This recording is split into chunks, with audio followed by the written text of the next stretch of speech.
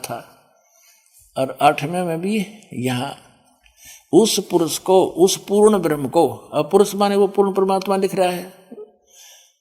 यजुर्वेद अध्याय नंबर 40 के मंत्र नंबर 17 में अपने कर कमलों से दयानंद जी अनुवाद कर रहे हैं और लिख रहे हैं पुरुष माने पूर्ण परमात्मा। तो यहाँ पुरुष माने हम पूर्ण परमात्मा लेंगे। उस पूर्ण परमात्मा को उग्र गतियां प्रेरणा करती हैं, और भासमान शरीर को वह पुरुष वो परमात्मा प्राप्त होता है। ये तो भासमान थे, इनकी अपनी सोच है। क्या इसका अर्थ क्या है कि जिसमें, जैसे गीता जी के अंदर लिखा है अध्याय नंबर 4 के श्लोक नंबर 7 में कि यदा यदा ही धर्म से गलानी भवती भारत, कि जब धर्म के प्रति नफरत हो जाती है, अधर्म बढ़ने लग जाता है, तब मैं अपने अंश अवतार भेजता हूं उस अधर्म का नाश करने के लिए, पुनः शांति स्थापित करने के लिए।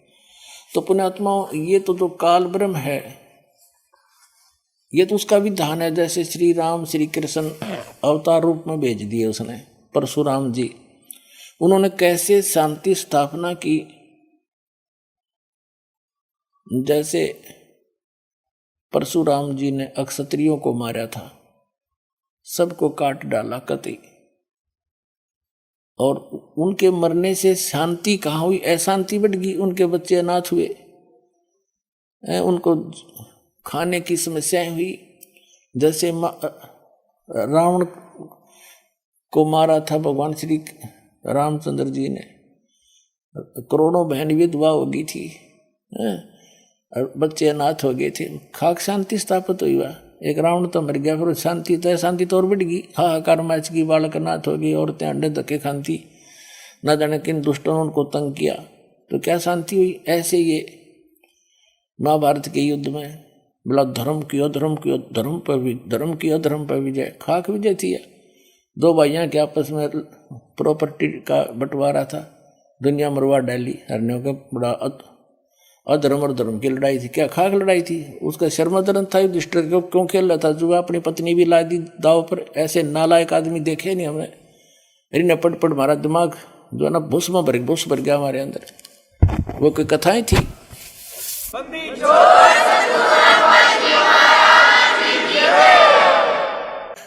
लेकिन ये तो है उस काल ब्रह्म के सत्र के भगवानों का शांतिकरण स्थापित करने का तरीका। ये तो दोनों आग लगा देते हैं, और ये पूर्ण परमात्मा आते हैं जब शांति स्थापित करते हैं।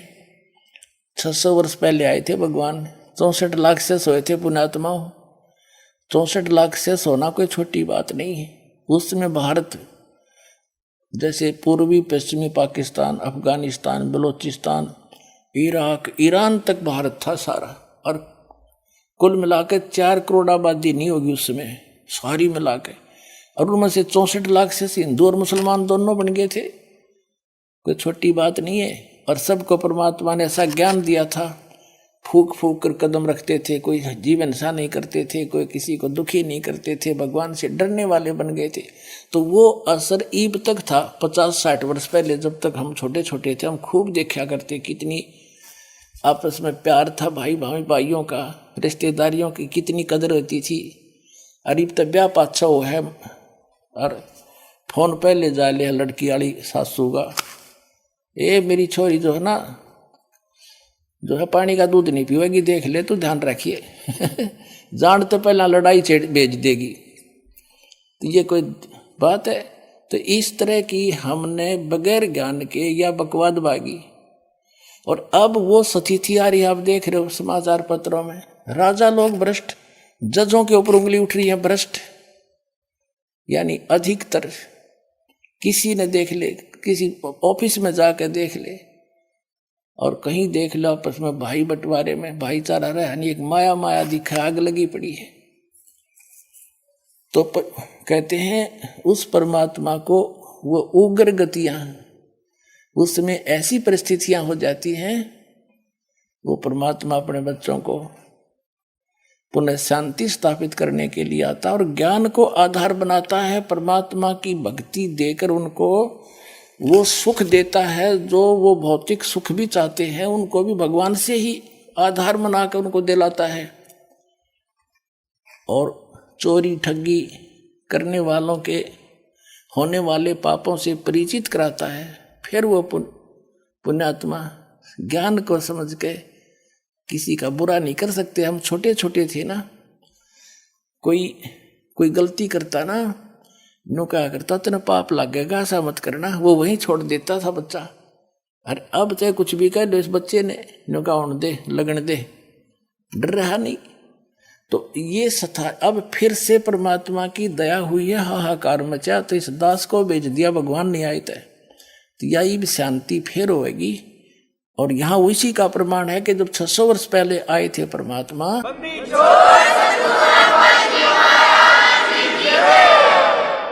तो ये उस समय की बात है जब परमात्मा स्वयं आते हैं कि उग्र गतियां, ऐसी उग्र भयंकर परिस्थितियां हो जाती हैं जो परमात्मा का यह आना अनिवार्य होता है। अपने बच्चों को पुण्य सेट करता है, बुराइयों से बचाता है, पापों से लदने से बचाता है। ये ज्ञान दिलाता देता है भगवान के तुम किसको अपना मान कर और बिरानी आग में जलन लग रहे, जो मिलना वो तुम्हारे मस्तिष्क में पूर्व लिखा हुआ है, इससे अधिक नहीं ले सकते, इससे कम नहीं रहेगा। पर ये दृढ़ता से कोई बताने वाला मिला ही नहीं हमने। और फिर भगवान ने, कबीर साहब वो समझ सकती हैं, यदि आपको आवश्यकता है और आप पर कोई ऐसी समस्या आ गई और आपके भाग्य में नहीं है तो भी देगा यूँ भगवान, क्योंकि ये समझ सकती है। तो भगवान से जो लाभ मिलेगा,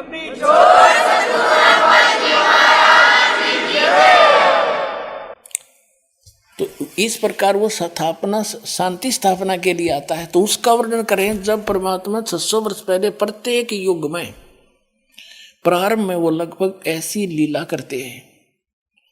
600 वर्ष पहले आए थे, बालक रूप धारण किया था जो आपको प्रमाण दिया, और 25 दिन कमल के फूल पर आकर विराजमान हुए। 25 दिन के हो गए, कुछ खाया पिया नहीं।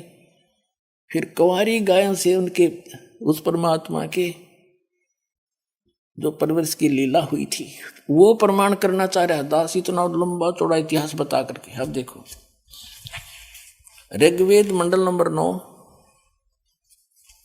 ऋग्वेद मंडल नंबर 9 सूक्त 1 और मंत्र हम 8 पर आगे हैं। उस पुरुष को, उस पूर्ण परमात्मा को उग्र गतियां यानी ऐसी भयंकर परिस्थितियां प्रेरणा करती हैं। फिर वह परमात्मा बांकुरम यानी सुंदर शरीर को धारण करता को वह पूर्ण परमात्मा प्राप्त होता है। सुंदर शरीर छोटा सा बालक रूप धारण करके आता है। और कैसे? जिसमें 3 प्रकार से दूसरों का वर्ण माने कल्याण करने वाला, दूसरों का को दोनों धारण पोषण करने वाला मधुमेह शरीर मिलता है। अब 3 प्रकार से क्या है? जैसे सुबह भी आपको बताया था कि परमात्मा हमारा 3 स्थिति में हमें संभालता है। एक तो सतलोक में रहता है भगवान, सिंहासन पर बैठे हैं, ऊपर सिर पे मुकुट है, ऊपर श्वेत छत्र है, और उसके एक रोमकूप में करोड़ सूर्य करोड़ चंद्रमा मिला दे तो भी रोशनी घनी उस मालिक के एक रोमकूप की। इतना तेजों में शरीर है। इसलिए वेदों में उसको अग्नि शब्द से, अग्नि से पुकारा गया। अग्नि माने तेजों में शरीर युक्त परमात्मा। और दूसरी स्थिति में वो एक प्रत्येक युग में शिशु रूप धारण करके प्रकट होते हैं। तब उनकी निसंतान दंपति उनको उठा ले जाते हैं। एक नीरुनिमा नाम के जुलाहा निसंतान थे, वो स्नान करने जाते थे, भगवान को वहां से बालक रूप में प्राप्त करके घर ले गए थे। फिर उन्होंने कई दिन तक कुछ आहार नहीं किया, तो कुंवारी गायों से उनकी लीला, परवरिश की लीला होती है।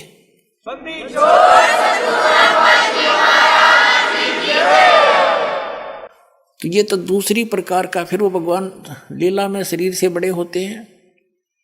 5 वर्ष की आयु में ही बड़े बड़े विद्वानों के छक्के छुड़ा देते हैं। महर्षि रामानंद जी 1 नंबर के विद्वान माने जाते थे। 1400 शिष्य बना रखे थे ऋषि ब्राह्मण, जो उनके शिष्य होकर प्रचार किया करते थे। उसके छक्के छुड़ा दिए थे ज्ञान में, वेदों और गीता के आधार से। तो उस बचपन से ही वो अपना ज्ञान प्रचार शुरू कर देता है। फिर तीसरी स्थिति में कहीं पर भी साधु संत का रूप बनाकर, ऋषि का, जैसे महात्मा का, बाबा जी का, अपने आकर के पुण्य आत्माओं को मिलते हैं, उनको ज्ञान देते हैं और उनको अपने से परिचित करा करके और अपने ज्ञान का आधार बनाकर उनको आगे प्रचार के लिए प्रेरणा देते हैं।